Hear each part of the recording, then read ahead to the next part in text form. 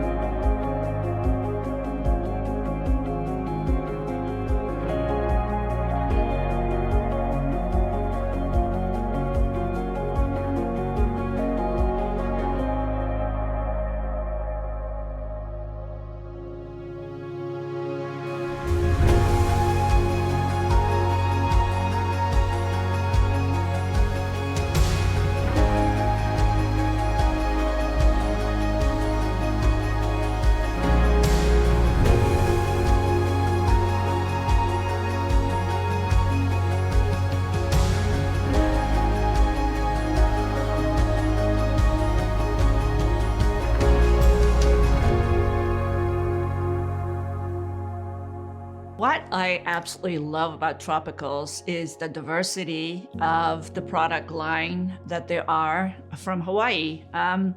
There's a lot of beautiful vines that I'm so fond of, the roots that I'm fond of, and of course the flowers, my favorite being anthuriums and orchids.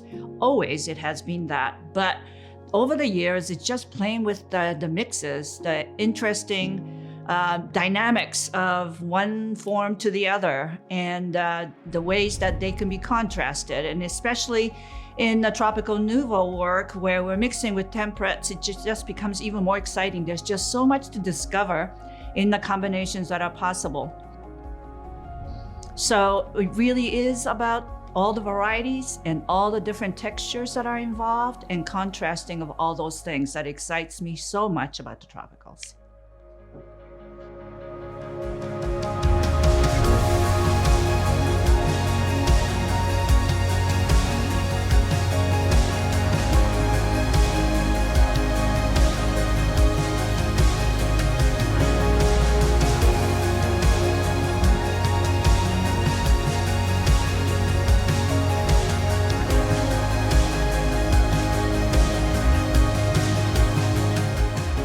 I'm Hitomi Gilliam, AIFD, and I'm happy to be back with Wedding Celebration 2022. So happy to be working with HFNA again and their beautiful product line and share with you lots of great ideas this year with bouquet making.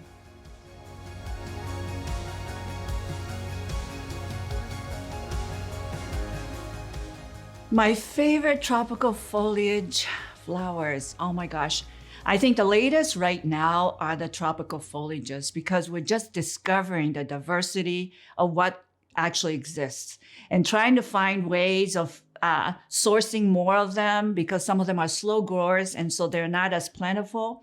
But just looking at all the different possibilities, visiting all the botanical gardens and all the different growers that's out there in Hawaii, it's just, foliages are really intriguing and it's a part of the nicest mixture of things that's possible from Hawaii.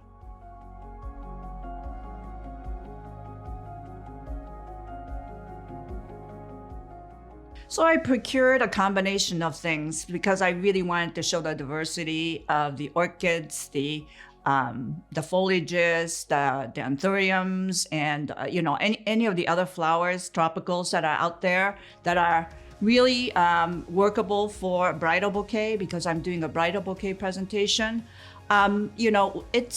It's really the color palette that's possible amongst them, and of course because I'm doing the tropical nouveau look, to be able to mix it with some temperates that you just don't suspect would be a great combination with tropicals, trying to test out the most softest and the most gardeniest of temperates with, some of the tropicals is the most intriguing experiment for me. And I really enjoy showing that it is possible. So I really procured a nice mix based on color and texture.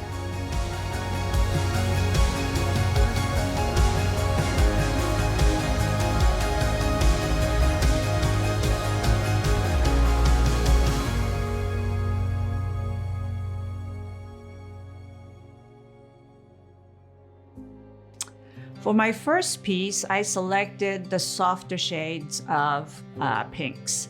And in order to start that, I selected the anthurium, the pink anthurium on the softer tone, and then coordinated with the beautiful bromeliad in the very blush champagne to pink tone. So based on that, I wanted to use a structure that I built with a combination of flat cane and extenders and wrapped wire to create a setting to mechanically support the combination of flowers without the flowers piling up on top of each other. I wanted them to float a little bit off of the structure that I built and keep the structure itself being very fluid so that it has a linear flow through it, which then is repeated by some of the lines that I created with bear grass and some of the foliages. So really what I wanted to share with you is a commonality between the tropicals and the temperates, because this is definitely a tropical nouveau bouquet. The interesting combination of the guzmania or the bromeliad, the blush color bromeliad, on the back side, complemented with the cafe au lait dahlia, which seems like the total opposites of the botanical spectrum. The one is a very sharp but curvilinear piece, the bromeliad, and the other being the softest of temperate flowers, the dahlia. But when you really look at it side by side, you can see definitely the similarity in the way the bracts or the petals emerge from the center. And that's what I wanted to show is for the viewer, for anyone looking at it, that they can see that there are similarities by color and by really the shapes and the form itself. And of course, the use of the nerine blossoms, the single blooms of the nerine also radiating in the same way with its petaling. And so that combination of the three different materials that illustrate the similarities of form. Meanwhile, we have the beautiful anthurium, and it's the spathe being the heart-shaped and being very soft and romantic in this soft pink color with a very light tone blush spadix, actually by color also assimilate very, very beautifully with these flowers. Also, the double flowering wax flower clustered together to create an interesting texture with its tightness, and so that you have the texture of multiple blooms against the starkness of the space of the anthurium. Also, the very beautiful frilly tulips that are pink with the white edges also emulate the similarity of and connecting the form of the anthurium to nerine, to the bromeliad, and to the dahlia. It's all about trying to make relationships work in a design, and that's what really what Tropical Nouveau is all about.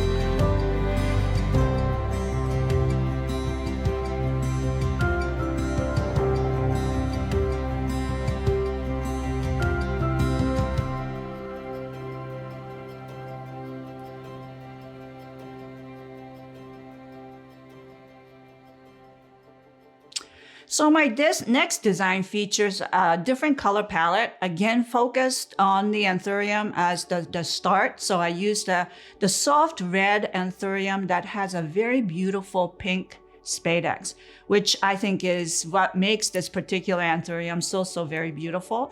It coordinates much better to some of the temperate flowers that I've selected, such as the garden rose, the beautiful ranunculus, and of course I have also the clustered double flowered wax flower, as well as beautiful snowberries that's really a beautiful deep pink. And I've also used the foliage, the fluffy fern, and also the asparagus fern, as well as using the vines of the passion vine, and of course the roots, the ficus roots that's been banded and wrapped, or bound and wrapped, so that it creates a very beautiful linear flow that sort of bespeaks the way I usually use a middle-Lino extender. I think this was the best part of this series of bouquets, is I've been able to actually find a way via the Hawaiian product line to create the middle-Lino extender-like effect with a ficus root. That's been really exciting because it creates a beautiful linear flow through this design.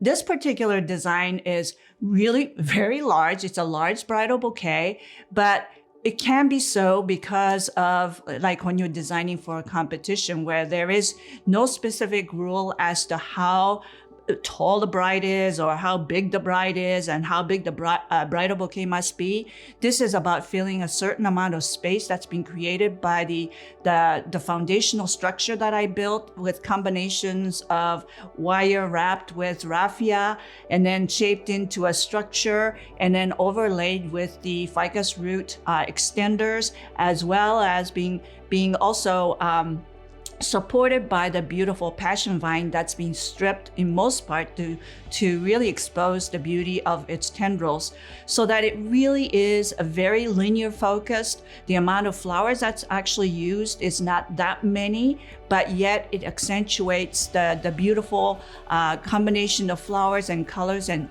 that showcases and lifts each other up, as I did with a combination of anthurium, roses, and ranunculus. So it's really a design that not only showcases a style and a visual flow that I created to be able to make your eyes travel through the design to appreciate all parts that I've created, but also showcase some of the ways that may be a little bit different. By using the costus and clustered tight into the heart of the bouquet in part, as well as extended downward, and also just look at the beautiful philodendron leaf, the dark, almost sort of burgundy-ish philodendron leaf with a beautiful pink marking that's sort of irregular from leaf to leaf. I think that in itself was a huge inspiration for me to come up with this color combination. It's one of my favorites.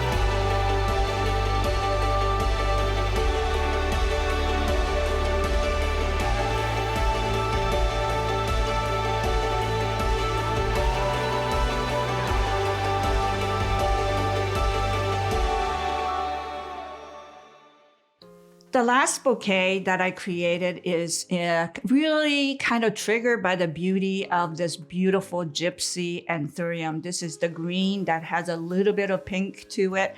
Spadix is cream colored with a green tip. It's just a most elegant, beautiful shapes and coloring that really thrills me.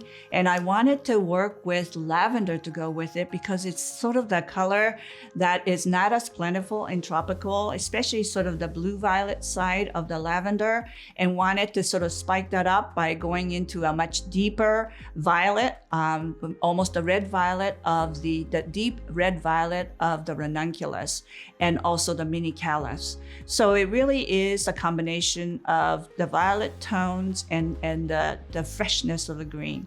But the interesting thing is also using the grasses, the explosion grass, the fineness of it, as well as the fineness of the alchemilla, the green, so that you see such a diverse, very opposite contrasting texture of the fussiness of the temperates versus the more harder surface of the anthurium. I think to showcase the difference of one over the other or one next to each other makes it really, really exciting. It has that, I had actually a hard time holding it for it to be filmed because just the tiniest body motion, my arm shaking just a little tiny bit, or bouquet being held against my body, it still created a little bit of the shake with the grasses because they're so very fine. But that's what I love about it, is that as a bride holds this,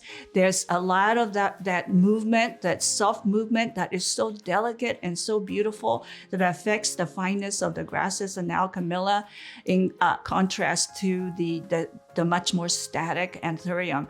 I think to visually to see that just goes to show how carrying a bouquet, what a moment that is down the aisle. Of course, the bride has the shakes, but let that be, because it's just such a wonderful moment in a bride's wedding experience that this be so. So to even be able to see that visibly might be kind of an interesting thought as we were filming this. But as you can see, I also carry the very sharp but beautiful, almost very primitive Alocasia amazonica as a contrast of the gray-green to kind of give you that little bit of a shade difference of the lime green to the gray-green of that foliage and onto the front and then to the back.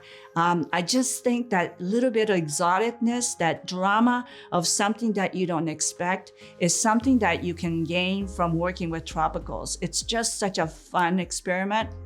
One of the things that I absolutely covet about designing is to be able to showcase and have other people that are looking at this discover, as I have, the excitement of the combination. The softness of the scabiosa that I use, the softness of the clematis blooms in the foliages, the softness, the lushness of all of these garden flower just is not the expected to be next to the anthurium, but that's the excitement.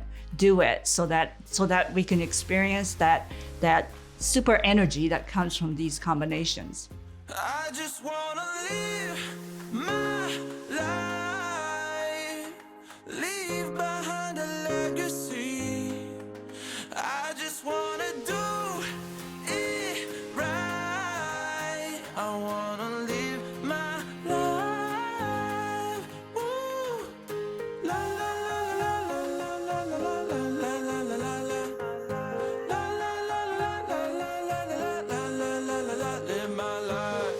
They tryna drag me underwater, but I got this compass in my heart. We're born to search, we're born to wander. Yeah, what's a life without some scars?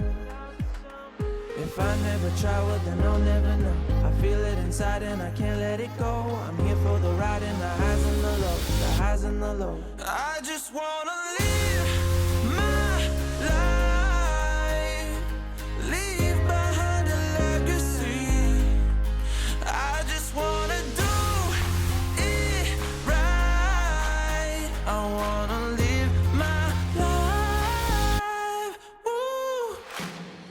Thank you for watching my ideas that I have with working with tropicals and temperate flowers, our tropical nouveau combinations in bouquets.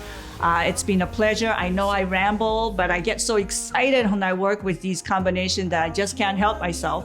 But anyway, thank you again. I just wanna live my life, leave behind a legacy. I just wanna do it right. I wanna live my life. Ooh. La, la, la, la, la, la, la, la, la, la, la, la. La, la, la, la, la, la, la, la, la, live my life. La, la, la, la, la, la, la, la, la, la, la. Thank you, Miss Hitomi. When I see your arrangements, my eyes are just traveling like musically, like an orchestra or something like that. It's just like a never-ending story, never-ending song. Wonderful. Well, thank you. I think that's a wonderful comment. So thank you very much.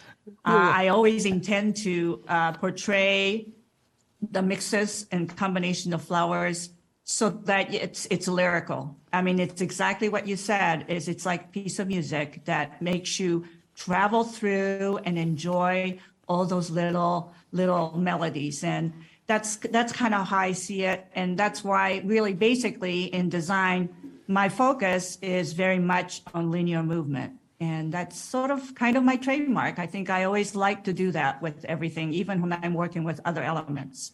But what I found that was so interesting this time, because I really approached this project a little bit differently and really digging deep to look for commonality in the shapes, in the forms, and not only through color and texture and contrasts. I found that to be a very interesting study, and I kind of dared myself to do things that I wouldn't have not ventured before, such as using those explosion grass with, tropical right next to it. It just seems like, wow, that comes from a whole different part of the world. So anyway, I'm open for questions, and I have a little bit of time to fill, and so I'd be happy to kind of talk a little bit more about my design adventure. Okay, I have some great questions here. Oh, good. The first one is, can you speak on the topic of making cascade bouquets look softer and less stiff while using tropical flowers? So can you speak on the topic of making cascade bouquets look softer and less stiff while using tropical flowers? Okay, so that's a very good question. And, basically, I think there needs to be some kind of a structure that's an underwire that helps you kind of mold to a like a pattern.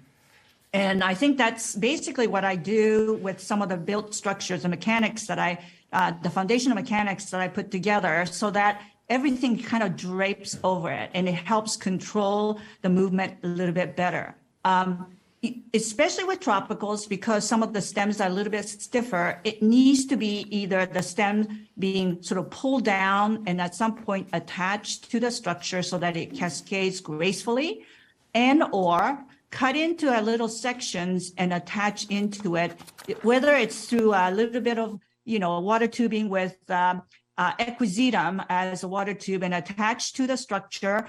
Or of course, the beauty of using tropicals is that for the amount of time that it needs to look great, it could be kept actually out of water. So to extend down the stem and just let it hug and curve along a template is really kind of my best suggestion to get a graceful cascade. The only thing is, as you can see with mine, it's a little bit not as much flowers, because it's deliberate for me to want to expose some of the mechanics, because the mechanics takes a great deal of time to build.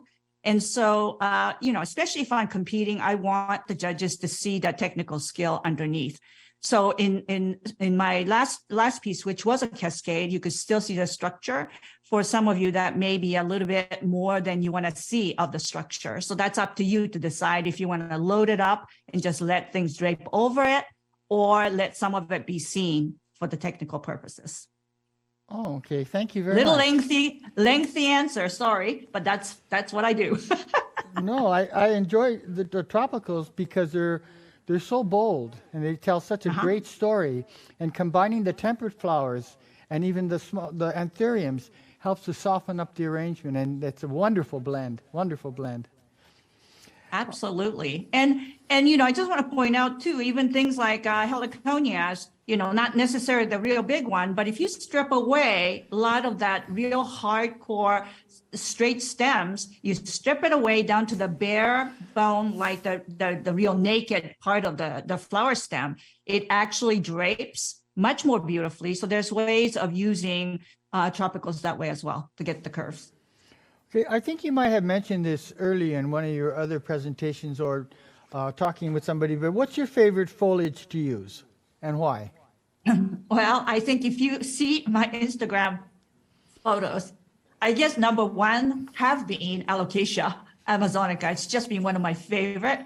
But I have to say, when they're available, some of the Anthurium, Warocchia, Clarinervium, I mean, those are absolutely my favorites. And I'm hoping that some of the Hawaiian growers will start growing a little bit more of those, because not only are they beautiful shapes and beautiful color and beautiful variegation and a beautiful texture, but it's super, super long lasting. And I know they're very slow growing. I think we see some at some point in a series of videos of them growing from seedling, and it takes a long time, but it's something that I'm willing to pay a big price for because it's so amazing. So yeah, I think definitely Alocasia, one of my favorite. It almost looks very primitive, almost like tribal. I love that. And I love that kind of put right up against something that's really soft because it's such a beautiful contrast. Great, great. Here's another question for you regarding foliages.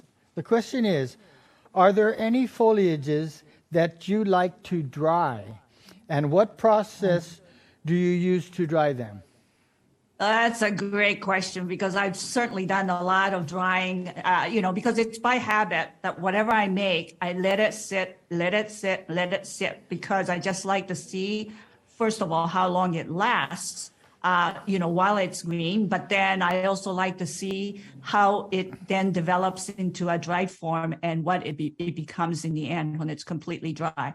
The process that I really like to practice is I like to keep them in water as long as possible so that it holds up its shape, its original shape longer, and it gets desiccated little by little. I'm not for me, a believer in just hanging it upside down and let it dry and be desiccated wholly. I like it to be drinking water and let it start to turn yellow to brown and let it take its time to do it.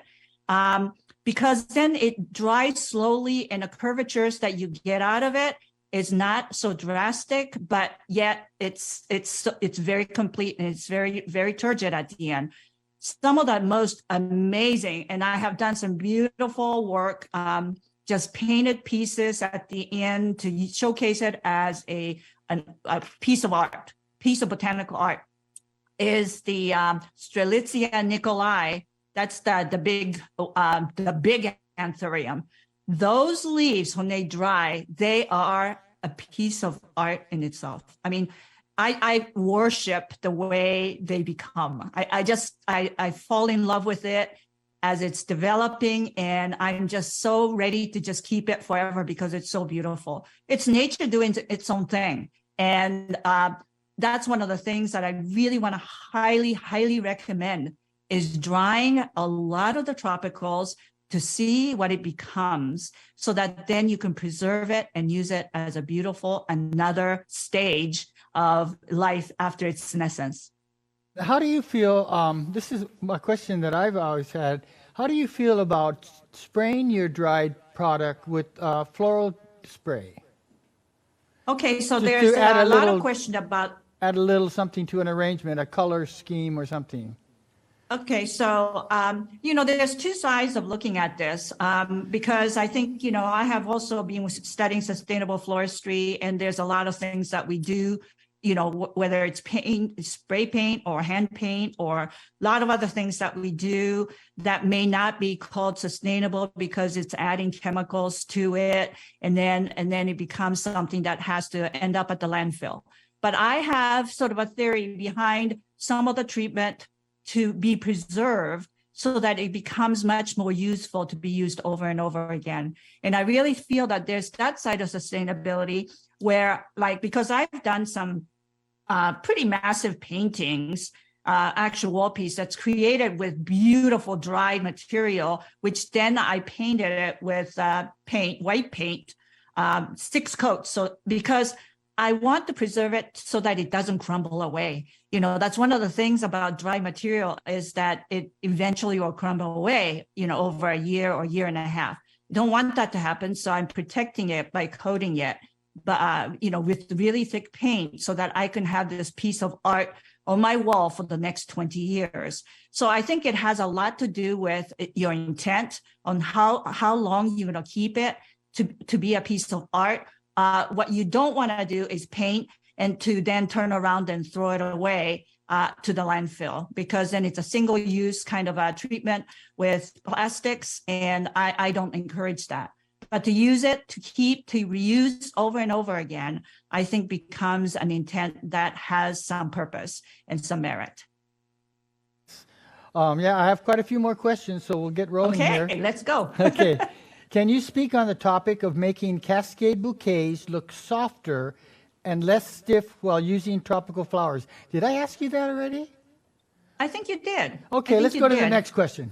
Well, you know what? But I will recommend this, using vines. Using vines is the key. Anything that have a natural curvilinear flow. And of course, passion vine is a very good example of it from the Hawaiian product.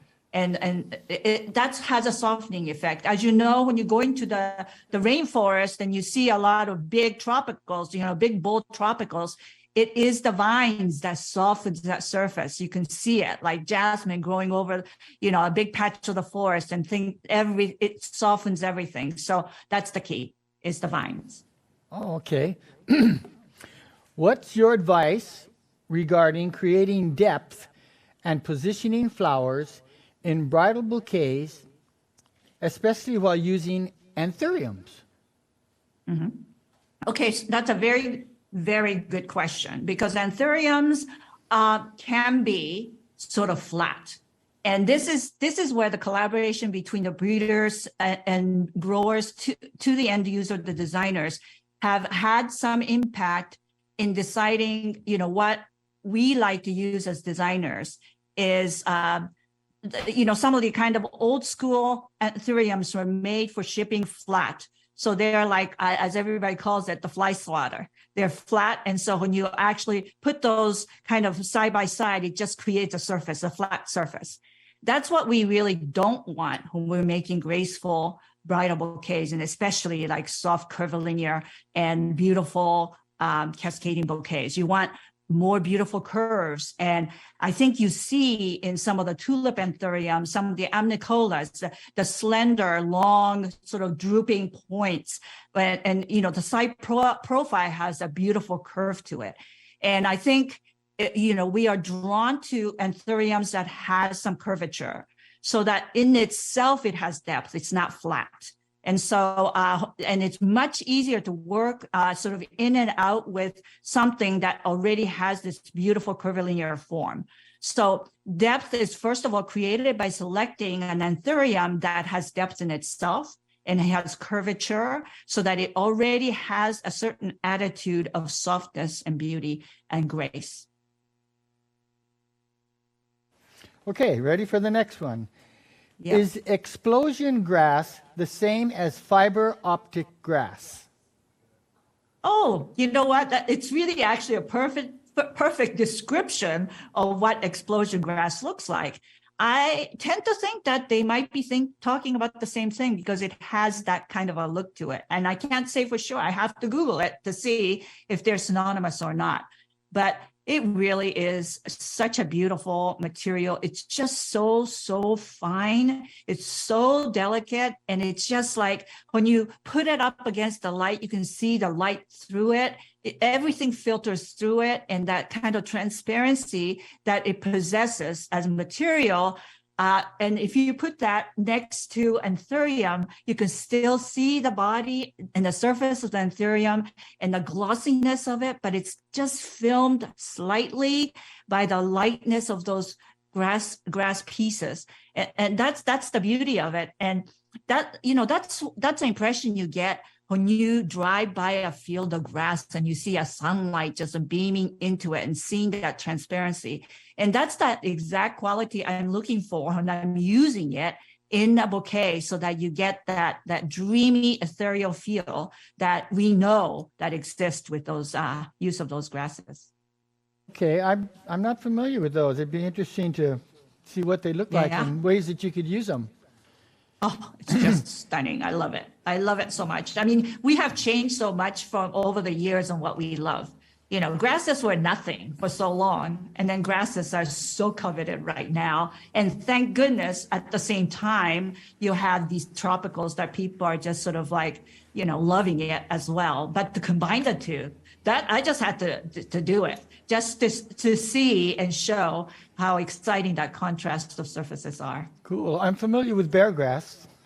Yeah. Maybe you can send me pictures. Bear grass is beautiful. Yeah, bear grass is beautiful too. And as you saw in that one first piece that I created, I used a bundle of bear grass all facing the same direction and bundled it together at the base. And at the end, the very end of it, I pull it together and wrap it with bullion, so that it really actually makes almost a big space, kind of almost that kind of almost like a big flowing blade, but it's open because it's a bundle. So it has kind of the presence of a bigger blade of grass, but it's made out of fine ones. So again, I'm looking at transparency. I'm seeing the delicateness of what can happen when you do use some techniques that creates that illusion. You'll have to send me some pictures of the other ones. Yeah, you bet. Okay. I can do that. All right. Next question.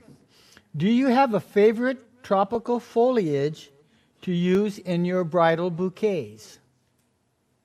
Well, I have to admit, like in the collection that I sent, I asked for what in Hawaii they're calling it fluffy fern. And I've done a lot of research. I've also taken a picture of it to see, picture this, getting the botanical ID on it. And it's a type of rabbitfoot fern. Or harefoot fern, poly something or other. I really want to nail it down to see exactly what the name of this plant material is, but I used it in the second bouquet, and it's just the most beautiful thing. The one thing sometimes that you think is missing from the tropical palette is that softness, because so much of it has a very glossy surface, even the curvilinear things like the bromeliad leaves, and it's beautiful, but it's also very smooth and it has a slick surface. And what we crave for in combination with the slick surface is something that's soft and just drapey.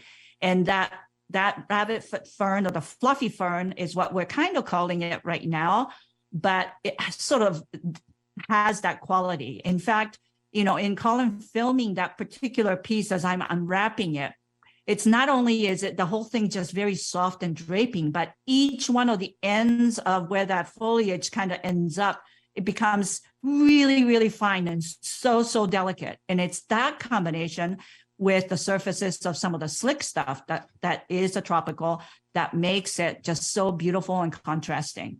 So yeah, I love that fern, and I just hope that they grow more and more of it. And of course, as I mentioned before, I love my Anthurium clarinavium. I'm just waiting for you guys to jack up the production, because I want a lot of it, and I'll pay a good price for it.